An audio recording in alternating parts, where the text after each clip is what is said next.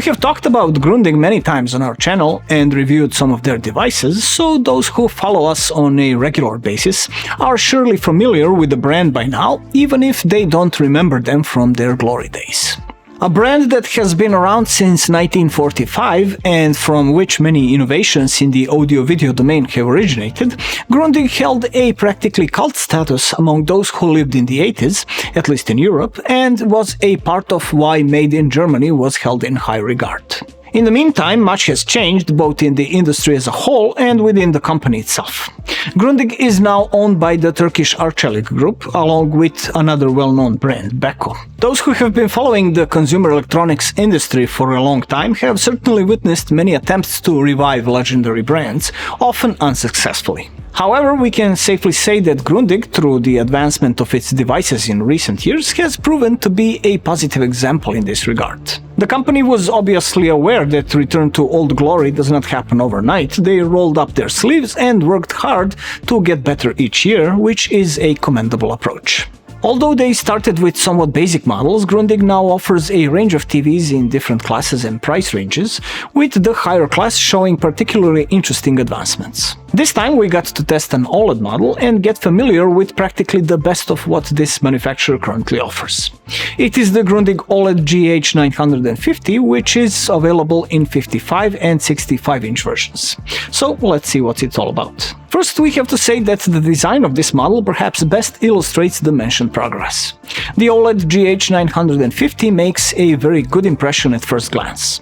The panel, like many modern OLED screens, is inserted from the front into a very thin metal casing that surrounds it on all sides, a solution that provides sturdiness, panel cooling, and an exceptionally good visual effect. The total profile is only about 5 mm thin and looks very good with a dark grey anodized finish with a brushed metal texture on the back and edges. The front is almost nothing but a screen surrounded by a very thin bezel of about 2 mm on all sides, making the TV look very modern and focusing all your attention on the content. The only elements visible from the front are a discrete addition that houses sensors and microphone located below the lower left edge, and the Grundig logo embossed on leather protruding from the bottom right side of the TV. We really liked this detail as it shows creativity beyond the usual and desire to do something unique. Speaking of uniqueness, it was clear we could expect something like that as soon as we unpacked the TV from the box and saw that the stand is mounted from the bottom instead of the back of the TV. The stand consists of two parts made of cast steel, quite heavy, which first connect to each other, one serving as a rear leg for better stability on one axis and the other extending from the front for stability on the other. The stand also gives the TV a specific look with a lighter shade than the frame and an interesting combination of a rectangular piece and a strip with only the Sound by Elec logo on it. More on that later. The most unusual detail is that the stand allows the TV to swivel left and right, a feature rarely seen on TVs, but very useful if you keep it on a shelf instead of the wall. Overall, a very functional and aesthetically pleasing design. The back of the TV is also very simple and features only a box for electronics, sound and ventilation openings, and two sections with connectors on the bottom and the side. The larger section includes service and LAN ports, optical audio output, one USB, two HDMI ports, and satellite and antenna connectors. The smaller side section for easier access includes one more HDMI and USB port, CI Plus slot, and a 3.5mm headphone output. You can route the cables through another leather detail at the bottom of the back of the stand. Regarding the ports, we were disappointed that the HDMIs in this case do not support connections above 4K at 60 frames per second, nor variable refresh rate. Given that it is an OLED panel with a native 120Hz refresh rate, these features should be mandatory to fully utilize its potential. The Grundig OLED GH950 has a game mode option in the menu, but it reduces input lag to not particularly low 22.5 milliseconds, so we would say this TV is definitely not intended for gaming, although it can do fine for casual console games. As for the panel, although we did not find exact information about the manufacturer and type of OLED, based on the very decent text display when connected to a computer, we would say it is most likely LG's WOLED. It offers all the OLED advantages such as perfect black levels, excellent viewing angles, and great screen uniformity. Compared to some recent OLEDs we have tested, this model has a slightly less effective anti-reflective layer, but to be fair, there has been significant progress in this regard on the latest and greatest models this year. What we liked is the color coverage that we measured at 96.2% of the DCI-P3 gamut, which is a nice figure. Combined with the high contrast, the GH950 can definitely provide a very beautiful picture and color display, as expected from OLED TVs. As for factory calibration, the best delta E deviation we measured was in movie mode, with a decent 3.1. Besides that mode, there are also energy saving, standard, game, vivid and user modes, but also filmmaker mode, which for some reason is activated separately as a toggle from the advanced section in the picture settings. Interestingly, filmmaker is not as accurate as movie mode, which is usually the case, but it offers the most visually appealing pictures, so we recommend it to everyone who decides to own this TV. Although the display is very good compared to models equipped with similar panels, the Grundig GH950 has lower maximum brightness, which we measured at 411.8 nits. Compared to this year's LG C-series models, this is a significant difference, but compared to previous generation OLED TVs that achieve around 600 to 700 nits, it is not so significant. It is less than one step in dynamic range. In fact, the TV has enough brightness for standard content viewing, even a less aggressive limiter at higher screen coverage, where brightness remains practically constant up to 50%, so the difference in maximum brightness is most noticeable when watching HDR content, where fine bright details in darker scenes will not pop out as much as on brighter panels. In any case, it offers a picture that provides most of the advantages for which you buy an OLED, even if it is not at the same level as the best in class. Speaking of brightness, there is also an ambient light sensor that can control the picture depending on room conditions, but is also used for Dolby Vision IQ or dynamic tone mapping that considers the brightness of a TV's environment. Besides Dolby Vision, HDR10 Plus is also supported. Regarding picture adjustment options, besides the usual controls for contrast, color, temperature, brightness and sharpness, you have processing options such as dynamic contrast control for the whole screen, micro-dimming option that also processes the picture to increase contrast but this time locally, improvement of color gradient, and noise and MPG artifact reduction.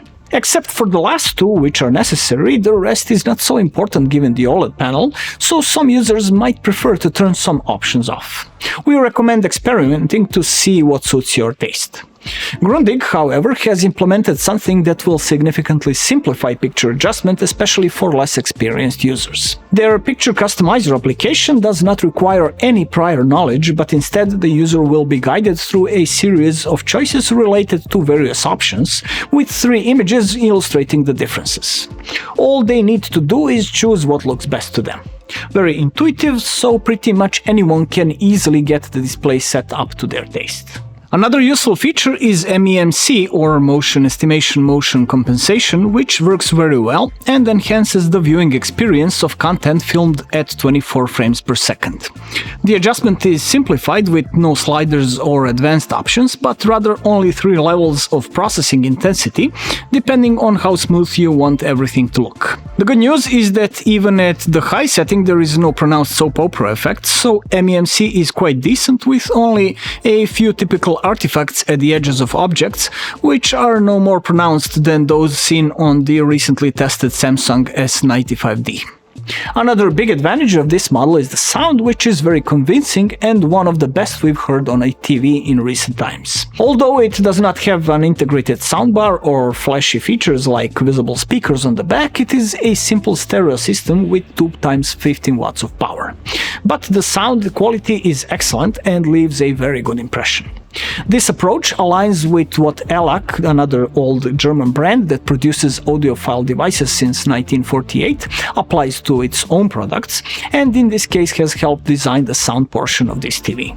What you get is a very nice frequency balance with just the right amount of bass extending slightly below 40 Hz and gradually decreasing below 100 Hz.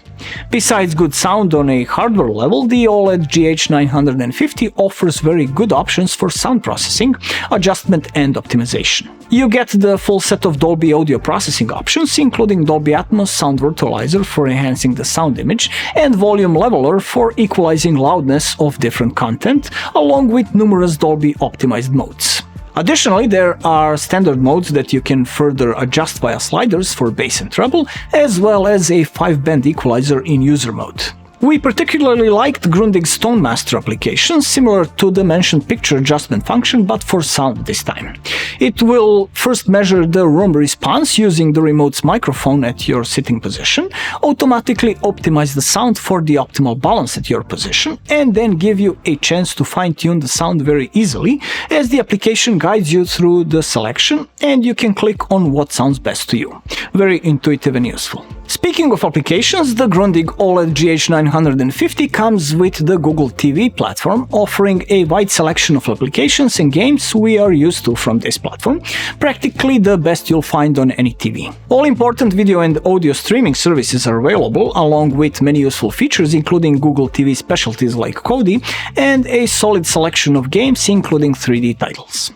Game performance is decent, but if you want serious gaming, there is also the NVIDIA GeForce Now app, through which you can play PC games without the need for a computer. The TV's interface is standard for Google TV, with Home Apps and Library sections at the top, a line of installed applications below, and content suggestions from streaming services of your choice. The interface speed is quite decent, with one exception. When you call up any menus while watching HDR content, it may get visibly slower, likely due to processor load.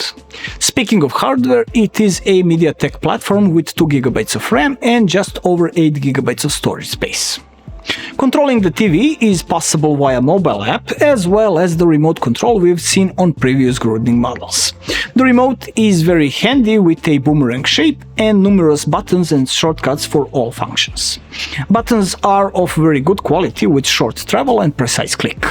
The TV can also be controlled by voice, either via the remote or via the attachment located below the lower left edge of the TV that houses a microphone and comes with a switch to deactivate the microphone for those concerned about privacy. In conclusion, the Grundig OLED GH950 is a model that faces a tough battle with other OLED models on the market, but also has some of its own strong points.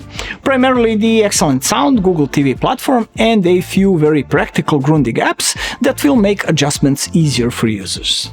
The picture is good with all the advantages of OLED, even if it may not be the best in class. The only real drawback is the absence of gaming features like 120Hz HDMI input and variable refresh rates. Therefore, we think this TV is primarily for those who want a good package of picture, sound and smart capabilities, possibly with increased longevity due to lower maximum brightness. If this seems like something for you, the price of this model is about €1,280 for the 55-inch version and €1,700 for the 65-inch variant. Of course, you might find these models at much lower prices on sales later in the year, so it's worth keeping an eye out. That would be all for our impressions, and as always, we look forward to hearing yours in the comments below this video. If you enjoyed this video, leave a thumbs up and maybe consider subscribing to our channel for more interesting tech content. You were watching Bench House, my name is Ivan, and I'll see you next time.